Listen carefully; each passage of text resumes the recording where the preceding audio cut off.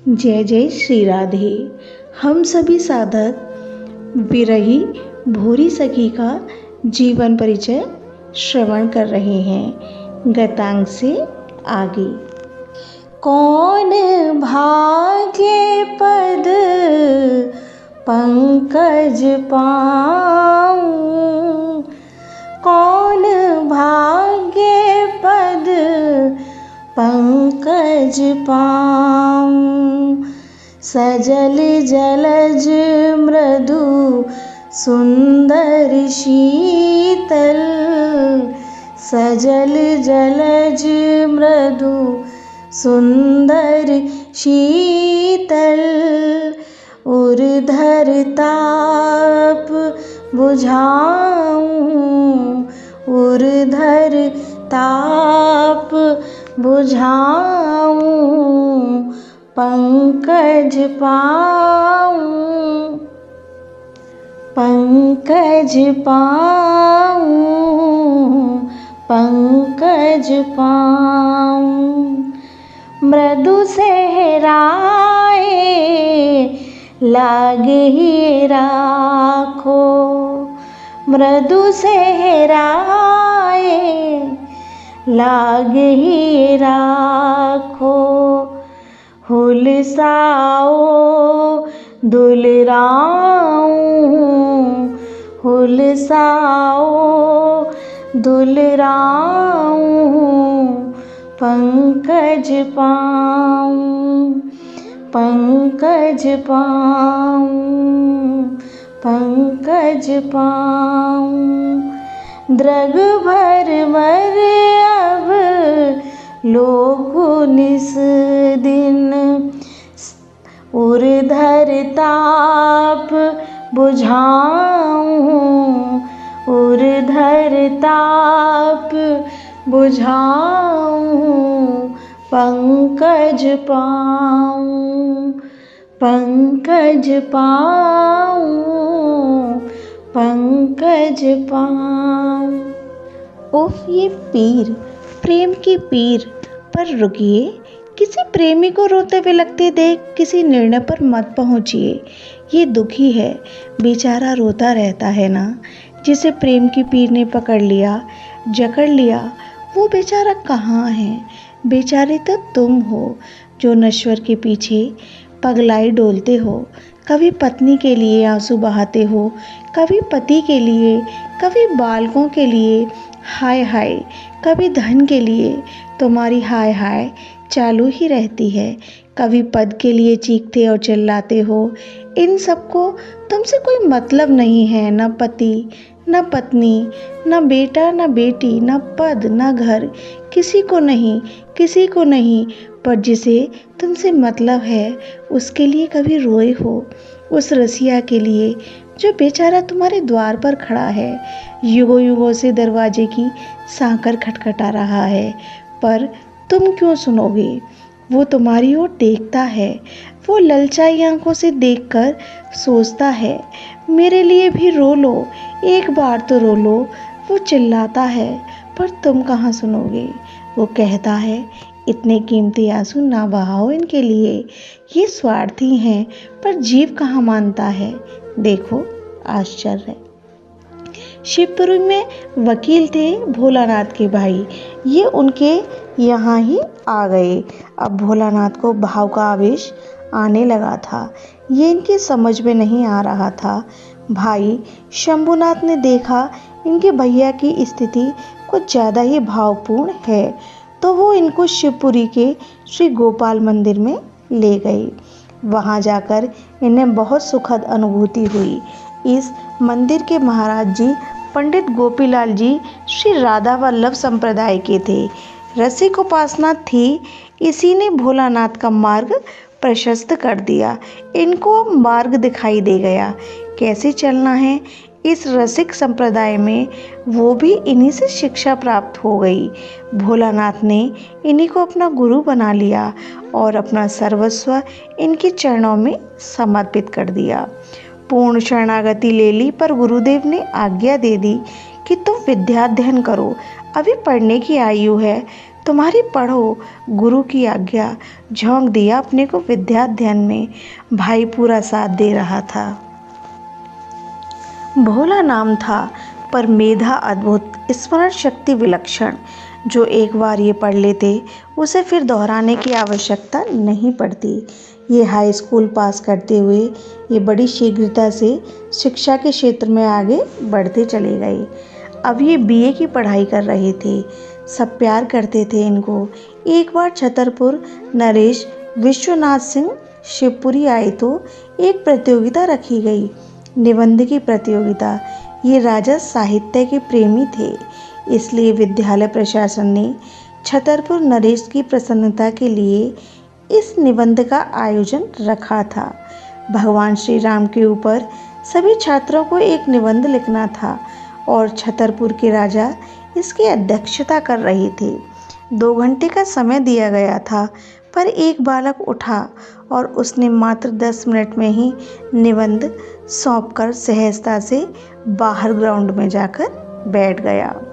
राजा साहब ने उस निबंध को देखना चाहा तो वो चकित रह गए थे। भगवान श्री राम को प्रेम पूर्ण दर्शाने वाला ये निबंध था। भगवान श्री राम का मातु वैदेही के साथ प्रेम वो अनिवर्चनीय था। धनुष भंग ले कर विवाह, फिर वनवास, रावण वध और फिर उत्तर में मातु वैदेही का परित्याग, ये भी दिव्य प्रेम के कारण ही हुआ था। भगवान श्री राम का प्रेम स्वरूप इसी निबंध ने भोलानाथ की लेखनी को ऊंचाई दी। छतरपुर के राजा इतने प्रभावित हुए भोलेनाथ से कि उन्होंने छतरपुर में ही चलने का आग्रह किया। भोलानाथ भोले तो थे, ये प्रेम को ही महत्व देते थे, इसलिए ये भी चल दिए। राजा विश्वनाथ सिंह भोलानाथ के साथ समय व्यतीत करते। अपनी समृद्ध पुस्तकालय का अध्यक्ष भोलानाथ को बना दिया था। पुस्तकालय में भक्ति से संबंधित ग्रंथ बहुत थे। भोलानाथ को यही तो चाहिए था। वो पढ़ने लगा भक्ति ग्रंथों को, उसे रस आ रहा था। अभी तो मुख्य रस बाकी ही था। भक्ति ग्रंथों को पढ़ते हुए जब भोलानाथ रसोपासना में प्रवेश करने लगा और उसके हाथों में आई श्री हित 84, श्री राधा सुधानिधि, 42 लीला, गीत गोविंद, आहा, भोलानाथ के भीतर जो प्रेम की पीर थी वो उभरने लगी।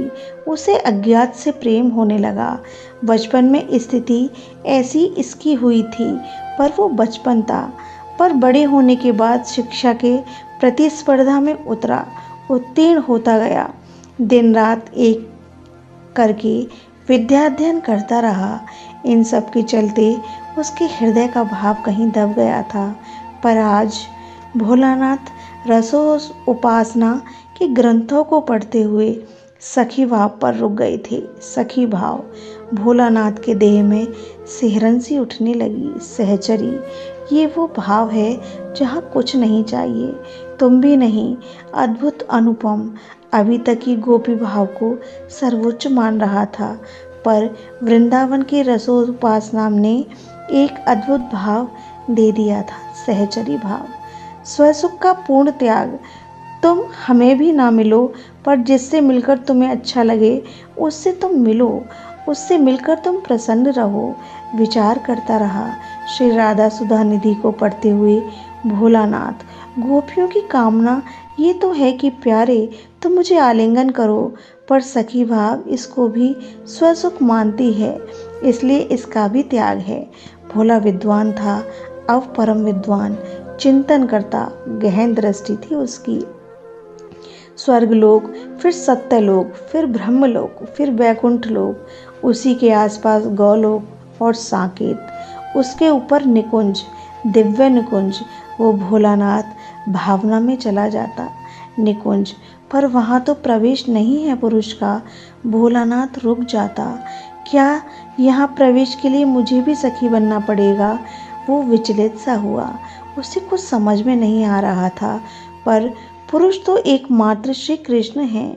भोला शास्त्र के मर्म को समझने का प्रयास करता है। हम समस्त जीव उसकी सखियां ही तो हैं। भोला आनंदित होता, पर अभी भी ये रस की उपासना से दूर था। ये पढ़ता, इनकी रस की उपासना के समस्त ग्रंथों को पढ़ लिया। श्री निम्बार्क संप्रदाय की वाणियाँ, श्री स्वामी हरिदास जी की वाणियाँ, इन सब के साथ श्री राधा वल्लभ संप्रदाय की वाणियों की समालोचना करने लगा तो 2 दिन 2 रात तक ये सोया नहीं। पुस्तकालय में ही बैठा रहा, पढ़ता रहा।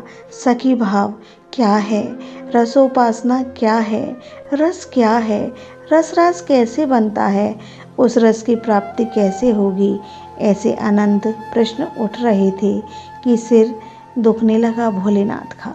ग्रंथों को रखते हुए उसने अंगड़ाई ली और जैसे ही उसके मुख से निकला राधा, उसके देह में कंपन होने लगा। वो फिर बोला राधा। उसे बहुत अच्छा लगा। राधा राधा। राजा विश्वनाथ सिंह आए और आकर बोले भोला, जो चीज़ प्रयास से नहीं मिलती वो प्रसाद से मिलेगी। तुम अपने को छोड़ दो अपने हाथों। बुद्धि का प्रयोग अब बंद। राजा ने हाथ पकड़कर उठाया भोलानाथ को। वो उठा, अपने कक्ष में गया। गर्मी है आज, इसलिए छत पर चला गया। हवा अच्छी है। सोया भी तो नहीं था 2 दिनों से ये। इसे झपकी तुरंत आ गई। तभी एक सुकुमारी गौरवदनी चंद्रानना प्रकट हो गई थी। भोरी सखी, मेरी प्यारी भोरी। मंद हास्य करते हुए वो चली गई। भोला उठा, इधर उधर देखा, कोई नहीं है। नेत्रों से अश्रु बह चले थे भोला के। कौन हो बताओ, कौन हो? वो चिल्लाया। श्री राधा, श्री राधा। भोला के हृदय में ये नाम गूंजा। तभी लेखनी चल पड़ी भोला की। श्री राधा एक आस हमारी। समरथ तैर चले भव सागर, पोचन को तो ही सोच सदारी। भाग्यवान निज भाग्य सराहत, भाग्यहीन को आस तिहारी। पुण्य करत सो शुभ फल पावत, पतितन को तू पावन प्यारी। भोरी भाग्यहीन अति खोटी, सबल स्वामिनी सिर पर प्यारी। ये लिखते हुए हेलकियों से भोलानाथ रोता जा रहा था। यह प्रसंग अब यहीं विश्राम लेता है। हरे कृष्णा, राधे राधे।